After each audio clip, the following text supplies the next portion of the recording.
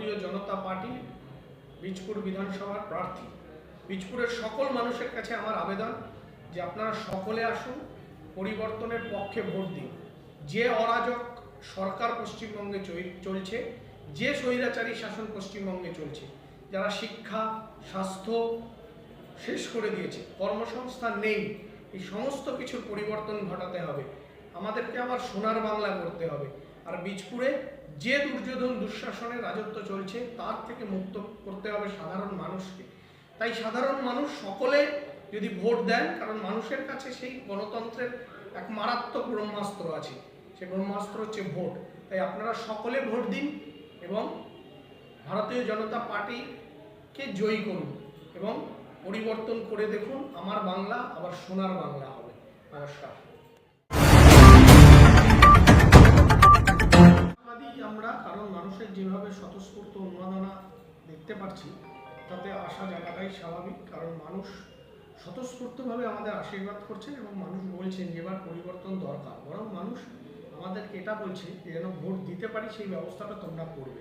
তার মানে এই যে মানুষ এটা বলেন যে ভোট দিতে পারি সেই ব্যবস্থা করবে, তার মানে সেই মানুষ পরিবর্তনের পক্ষে, সরকারি দলের তৃণমূল কংগ্রেসের বিপক্ষে। আমাদের দায়িত্ব শুধু এইটুকু, সঠিকভাবে ভোটটাকে পরিচালনা করা, মানুষ যাতে ভোট দিতে পারে, ভোট লুটের বিরুদ্ধে প্রতিবাদে প্রতিরোধে রাস্তায় থাকা, বাকিটা মানুষ বুঝে নেবে। বীজপুরের মানুষের জয় হবে, বাংলার মানুষের জয় হবে। কি মনে করছেন কতটা ফেয়ার ভোট হবে বলে আপনি মনে করছেন? 100% ফেয়ার ভোট হবে। কারণ যে তৃণমূল কংগ্রেস প্রশাসনের সাহায্য নিয়ে গুন্ডামি করতে ওস্তাদ, ভোট লুট করতে ওস্তাদ, এবং তারা সেইভাবে করে উঠেছে। তৃণমূলের সব সুখী গুন্ডা এবার যখন প্রশাসনকে পাশে পাবে না, তারা প্রশাসনকে পাশে রেখে গুন্ডামি করতে অভ্যস্ত। এখন ইলেকশন কমিশনের যা চাপ থাকবে এবং নির্বাচন কমিশন যে কড়া হাতে ব্যাপারগুলো দেখছে, তাতে এই গুন্ডাদের গুন্ডামি বন্ধ থাকবে। আর তার সাথে আমরা কথা দিচ্ছি ভারতীয় জনতা পার্টির পক্ষ থেকে যে যেখানে অন্যায়ভাবে মানুষকে আটকানো হবে ভোট দেওয়ার জন্য, আমরা রাস্তায় থাকবো প্রতিবাদে প্রতিরোধে। কিন্তু দেখা যাচ্ছে নির্বাচনের আগে যেভাবে বিজেপি কার্যকর্তাদের উপরে হামলা করা হচ্ছে এবং হামলা চালানো হচ্ছে, কি মনে করছেন এটা পোস্টাল ভায়োলেন্স এর ভেতর দিয়ে ইলেকশনটা হবে বলে আপনি কি মনে করছেন? এটা তো তৃণমূলের কালচার, তৃণমূলের সংস্কৃতি। গণতন্ত্রকে কোনোভাবেই প্রস্ফুটিত হতে দেওয়া যাবে না। গণতন্ত্রের কণ্ঠ রোধ করো।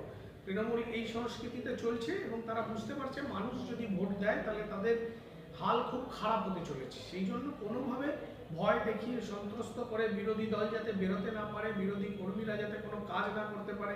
আমাদের এই অঞ্চলেও বিভিন্নভাবে ফ্লেক্স ব্যানার ছিঁড়ে দেওয়া হচ্ছে, রাতের অন্ধকারে ব্যানার তুলে ছিঁড়ে আমাদের ফ্ল্যাগ ছিঁড়ে ড্রেনে ফেলে দেওয়া হচ্ছে, করছে এগুলো।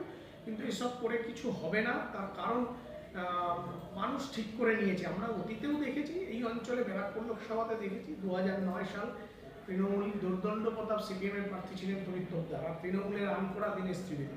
কিন্তু যখন রেজাল্ট বেরোলো, ভোট হলো, তখন তড়িৎ তোপদার হেরে গেলেন, দীনেশ ত্রিবেদী জিতলেন। তার মানে মানুষ যখন ঠিক করে নেন তখন এসবের কিছু কাজ হয় না। মানুষ ভেবে নিয়েছেন যে এখানে তৃণমূল কংগ্রেসকে পরাস্ত করবে। টিএমসি বলতে ইলেকশন কমিশন বিজেপি এজেন্ট মতন কাজ করছে, ওরা যেরকম চাইছে ওরকম ইউজ করছে ইলেকশন কমিশন, যে এটা নিয়ে কি বলবেন? আসলে তৃণমূল তো বললাম না, সুখের গুন্ডা। পুলিশ প্রশাসন পাশে থাকবে আর ওরা গুন্ডামি করবে, এটাতে অভ্যস্ত।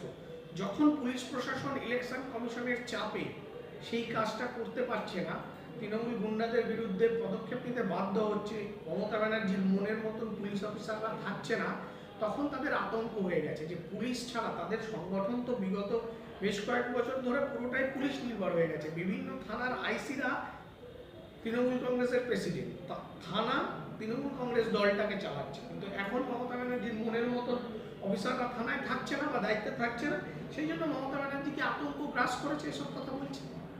এসআইআরে কতটা ব্যাকফুটে চলে যেতে পারে? একদম কিচ্ছু হবে না, মানুষ জানে। নোটবন্দির সময়ের কথা বলেছিল, বিভিন্ন সময় যেটা প্রশাসনিক প্রক্রিয়া দেশের স্বার্থে দশের স্বার্থে, সেই প্রশাসনিক প্রক্রিয়াগুলো হতে হবে এবং মানুষ সেটাতে সদর্থকভাবে নিয়েছে। যেগুলো ভুয়ো ভোটার আছে, মৃত ভোটার আছে, সিক্রেট ভোটার আছে, সেগুলো তো বাদ যাবে। যারা অনুপ্রবেশকারী আছে বাদ যাবে। এবারও প্রশ্ন হচ্ছে কিছু আইনি জটিলতার কারণে যদি কিছু সংখ্যক মানুষের নাম বাদ দিয়ে থাকে, সেই সব নাম উঠবে।